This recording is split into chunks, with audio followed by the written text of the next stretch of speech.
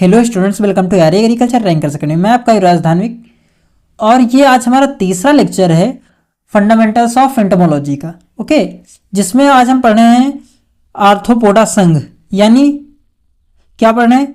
Phylum arthropoda, जिसमें सबसे पहले हम इसके परिचय के बारे में बात करेंगे। तो देखिए, दुनिया में लगभग जो जीवों की प्रजातियां हैं, उनमें उनकी कुल संख्या 10 से 20 लाख है। ओके, यह किसके कहने का मतलब क्या है कि दुनिया में जितने भी प्रजातियां हैं उनकी संख्या 10 से 20 लाख के बीच में है। अब उनमें से जो 70% से अधिक ऐसी स्पीशीज हैं जो कि सिर्फ कीट के रूप में पाई जाती हैं। किसके रूप में पाई जाती हैं? कीट के रूप में पाई जाती हैं। इन सभी प्रजातियों को इन सभी प्रजातियों को 19 संघ यानी फाइला में वर्गीकृत किया जाता है। ये जितनी प्रजातियां हैं इन्हें कितने फाइलम में? तो 29 फाइलम में यानी संघों में बांट दिया जाता है। उसके बाद अब ये 29 तो हैं, लेकिन अगर कॉमनली देखें यानी जो मेजर संघ हैं, जो बड़े जिनमें ज़्यादा जीव जंतु आते हैं, वो सिर्फ ऐसे कितने हैं? सिर्फ 9 हैं। तो कह सकते हैं सबसे महत्वपूर्ण जो हैं, जो हमें पढ़ने हैं, वो कौन है? 9 संघ बड़े हैं। उनके प्रतिनिधित्व तो आमतौर हमारे आसपास पाए जाते हैं। अब ये जो 9 वाले हैं, बड़े हैं, तो जाहिर पास है इनमें जो जीव जंतु पाए होते हैं वो हमारे आसपास होते हैं, लेकिन इसके बाद जो 20 बचते हैं उनके जीव जंतु हमें आसपास नहीं देखने को मिलते। इन्हें प्रमुख मेजर फाइला कहा जाता है। इन 9 वालों को क्या कहा जाता है? मेजर फाइला कहा जाता है। शेष संघ छोटे हैं और उनके प्रतिनिधि दुर्बल और अनिश्चित संबंध वाले होते हैं। देखिए, अब माइनर हैं यानी कि क्या होंगे? दुर्लभ होंगे, यानी कभी कभी दिखते होंगे, कहीं पर दिख गए, और अनिश्चित संबंध वाले होंगे। इसके बाद सबसे मेन चीज जो आपसे क्वेश्चन पूछा जाएगा वो ये पूछा जाएगा कि आप कैरेक्टरिस्टिक्स ऑफ आर्थ्रोपोडा बताइए, यानी आर्थ्रोपोडा की विशेषताएं क्या क्या हैं, आप इन पर प्रकाश डालिए या फिर बताइए। तो पहला जो कैरेक्टरिस्टिक है इसका वो है संख्या में विविधता।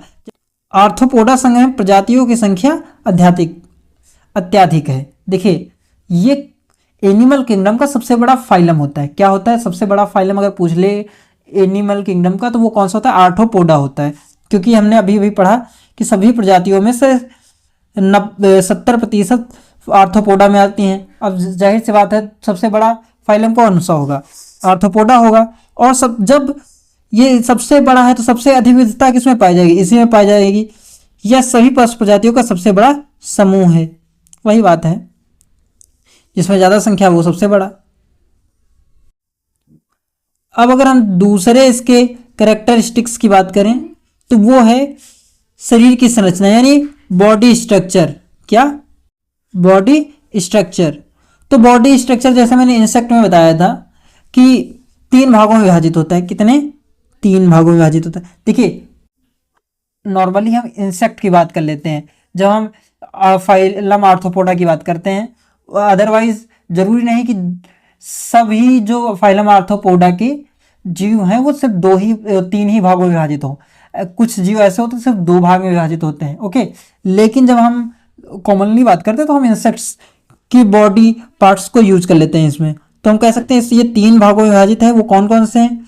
सिर है यानी हेड, वक्ष, थोरैक्स। ओके, उसके बाद उदर आता है यानी एब्डोमेन।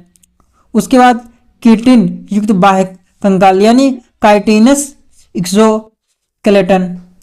यानी क्या है? देखिए, पहले इसे पढ़ते हैं हम। आर्थ्रोपोडा के शरीर के चारों ओर काइटिन से बना कठोर बाह्य कंकाल होता है जो सुरक्षा शरीर के समर्थन के लिए कार्य करता है। देखिए, एक नंबर का क्वेश्चन मिला हमें, जो इन्हें सुरक्षा प्रदान करने का कार्य करता है वो क्या होता है? इसमें ये काइटिन होता है। इसके बाद चौथी विशेषता की बात करें तो चौथी विशेषता हमारी क्या है कि संधिपाद अंग यानी ज्वाइंट अपेंडेजेस। देखिए, संधिपाद अंग क्या होते हैं? जैसे कोई आपने मधुमक्खी देखी होगी, उस पे जो एंटीना लगे होते हैं, वो होते नहीं सर पर, वो एंटीना, ये संधिपाद अंग हैं। जो पैर हैं ये संधिपाद अंग हैं। इसी तरह होते हैं जो अलग से जुड़े हुए महसूस दिखाई दें वही संधिपाद अंग है। क्या? जो किस कीट के शरीर में अलग से जुड़ा हुआ दिखाई पड़े वो क्या है? संधिपाद अंग है। अब इनकी प्रमुख विशेषता इनके जोड़े हुए अंग ज्वाइंट अपेंडेजेस को चलाने, पैर क्या करते हैं? चलाने में, खाने में, अन्य कार्यों के लिए उपयोगी होते हैं। कोई चीज़ है वो फालतू में तो होगी नहीं, अगर उनके पैर हैं तो चलाने में, एंटीना है तो उसे दिशा निर्देश में और इन सभी कार्यों में मदद करते हैं। अब नंबर 5 की बात करें तो स्नायु और रक्त परिसंचरण। देखिए रक्त परिसंचरण क्या होता है? इनमें वाहिनियों के द्वारा, रक्त वाहिनियों के द्वारा नहीं होता, इनमें जो होता है खुला परिसंचरण तंत्र पाया जाता है। ओके, और अगर हम इनमें नर्वस सिस्टम अत्यधिक विकसित होता है इनका, तो क्या कहेंगे? इसका नर्वस सिस्टम अत्यधिक विकसित होता है और इनमें खुला परिसंचरण तंत्र पाया जाता है। खुला परिसंचरण तंत्र क्या होता है? जिनमें रक्त वाहिनियां नहीं पाई जाती हैं, ब्लड का सर्कुलेशन यानी रक्त प्रवाह ऐसे ही होता है। अब बात करें आवास और विविधता की, क्या? हैबिटेट एंड डाइवर्सिटी की। ये सभी प्रकार के आवासों में पाए जाते हैं यानी हैबिटेट में पाए जाते हैं। अब हैबिटेट क्या हो सकते हैं? जल हो सकता है, स्थल हो सकता है, वायु हो सकता है। ये ऐसा संघ है आर्थ्रोपोडा जिसके जीव सभी तीनों जगह पाए जाते हैं, यानी जितनी भी चीज़ें हम सोच सकते हैं, जहाँ जो भी स्थान वहाँ पर इसके जीव पाए जाते हैं।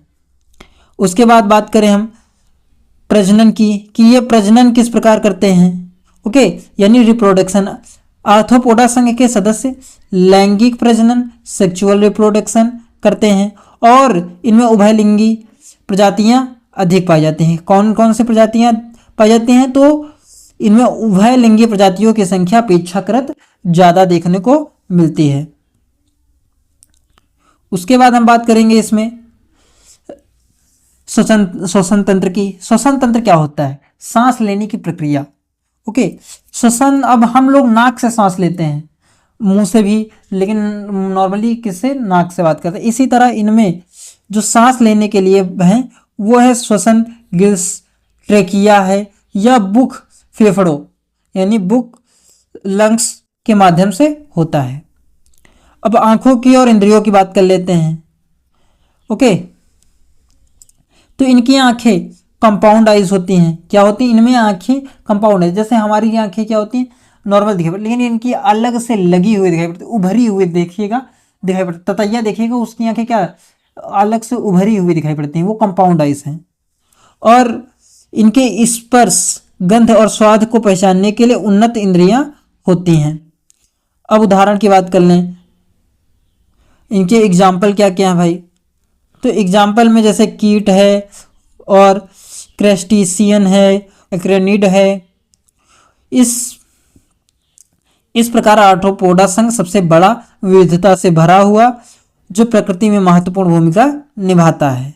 ओके, और साथ में इस एनिमल किंगडम का भी आप क्या करिए कि ले लीजिए आप लोग स्क्रीनशॉट, क्योंकि देखिए इसमें सही से मैंने बताया है कि ये किस प्रकार का क्लासिफिकेशन होता है। ऐसे आप समझ नहीं पाएंगे कि ये फाइलम क्या होते हैं, क्लास कैसे है और सब किंगडम कैसे हैं। तो पहले देखिए किंगडम होता है, ओके, उसे 2 पार्ट्स में बांटा गया। उसके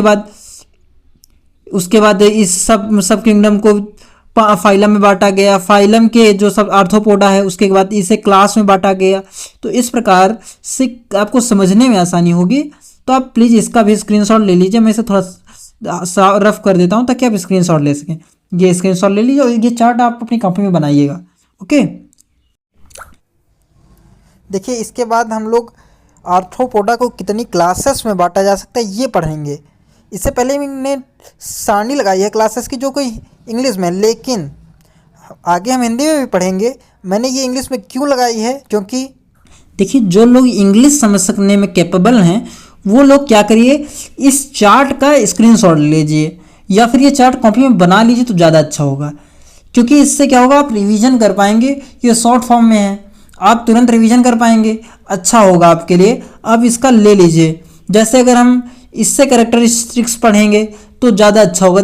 नॉर्मली जब हम किसी क्लास की कैरेक्टरिस्टिक बताने की कोशिश करते हैं तो उसमें हम क्या बताते हैं, यही बताते हैं कि उसके हैबिटेट क्या है, वो कहाँ पर रह रहे हैं, उसके बॉडी सेगमेंट्स को कितने पार्ट्स में बांटा गया है, उसमें एंटीना के बारे में बताया जाता है, विजुअल ऑर्गन्स के बारे में, लोकोमोटर ऑर्गन्स के बारे में, और रिप्रोडक्शन, हैबिट एंड एग्जाम्पल बताए जाते हैं। तो ये सब कुछ सारे क्लास जो हमारे 5 क्लासेस होते हैं उनके बताए गए हैं। तो आप प्लीज़ इसके स्क्रीनशॉट ले लीजिए, तो इसे याद कर लीजिएगा, या फिर कह सकते हैं कि पढ़िएगा बार बार तो याद हो जाएगा।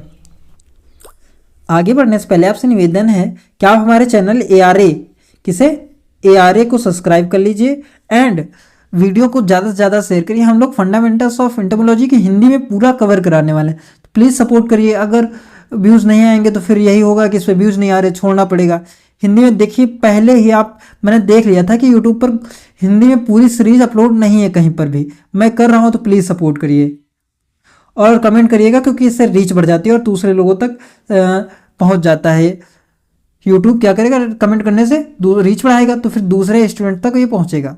अब हम बात करेंगे कि जो आर्थ्रोपोडा संघ है उसके अंदर कितनी क्लासेस आती हैं, उसे कितनी क्लासेस में बांटा गया है। ओके, तो पहली क्लास जो हमारी आती है वो है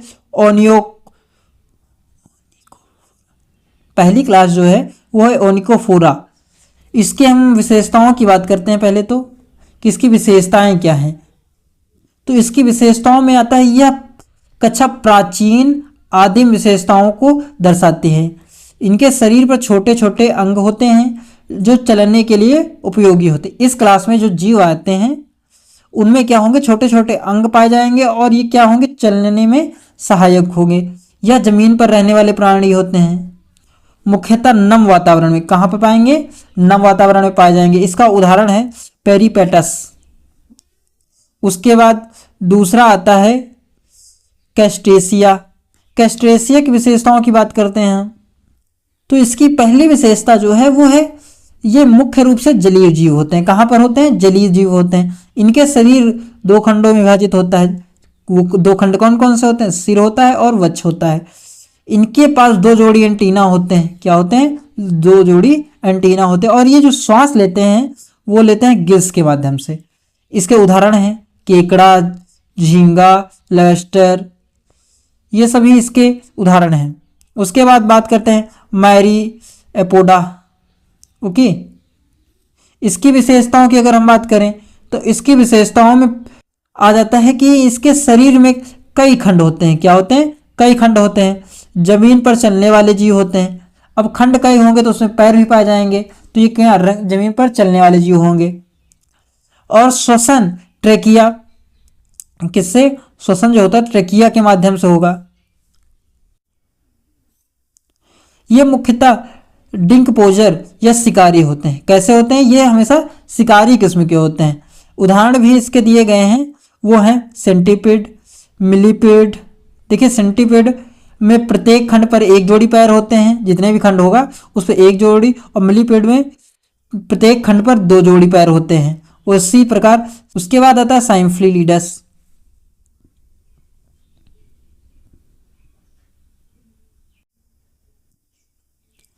अब इस चौथा जो क्लास आती है, जो हमारी चौथी क्लास है, वो कौन सी है, वो है एरेक्निडा।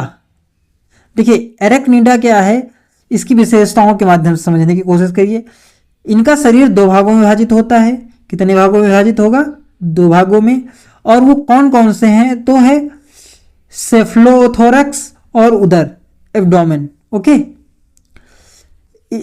इनके पास 4 जोड़ी पैर होते हैं। कितने जोड़ी पैर होते हैं, 4 जोड़ी पैर होते हैं। इनके जो जीव होंगे बुकलंग्स, यानी श्वसन जो होगा बुकलंग्स या फिर ट्रैकिया के माध्यम से इसमें श्वसन देखने को मिल जाएगा आपको। ये मुख्य रूप से स्थलीय शिकारी होते हैं। अब स्थलीय शिकारी होते हैं, इसके उदाहरण कौन कौन से हैं, मकड़ी है, स्पाइडर, और बिच्छू यानी स्कॉर्पियन, माइट्स हो गया, टिक हो गया, ये सब इसमें आ जाते हैं। उसके बाद जो हमारी सबसे महत्वपूर्ण है, जिसके बारे में हम इसमें पढ़ेंगे, यानी जो मेजर क्लास है जो हमें इस सेमेस्टर में पढ़नी है, वो है इंसेक्टा। क्या है, क्लास इंसेक्टा। ये क्वेश्चन में पूछ लिया जाता है कि क्लास इंसेक्टा के कैरेक्टरिस्टिक्स बताइए। क्लास इंसेक्टा में आपके जितने भी इंसेक्ट आते हैं वो आ जाते हैं। तो इसकी विशेषताएं देखते हैं। यह आर्थ्रोपोडा की सबसे बड़ी और विविध कक्षा है। सबसे बड़ी कक्षा कौन सी है? वो हमारी इंसेक्टा की है। शरीर 3 भागों में विभाजित होता है, सिर में, वक्ष में और उदर में। इनके पास 3 जोड़ी पैर होते हैं और 2 जोड़ी पंख होते हैं। इंसेक्ट की परिभाषा मैंने आपको बताई थी, who has 3 pairs of leg and 2 pairs of wings is called insect. उसका श्वसन जो होता है इनमें ट्रैकिया के माध्यम से होता है। ये सभी प्रकार के आवासों में पाए जाते हैं, यानी जल में भी पाए जाएंगे, वायु में भी पाए जाएंगे और थल में। उदाहरण के लिए हम देख लेते हैं तितली, चींटी और मक्खी। ओके, इसके बहुत से उदाहरण हैं। आपके पास ततैया मिल जाती है देखने को, ग्रॉस हॉफर, टिड्डा, मधुमक्खी और बहुत से इंसेक्ट।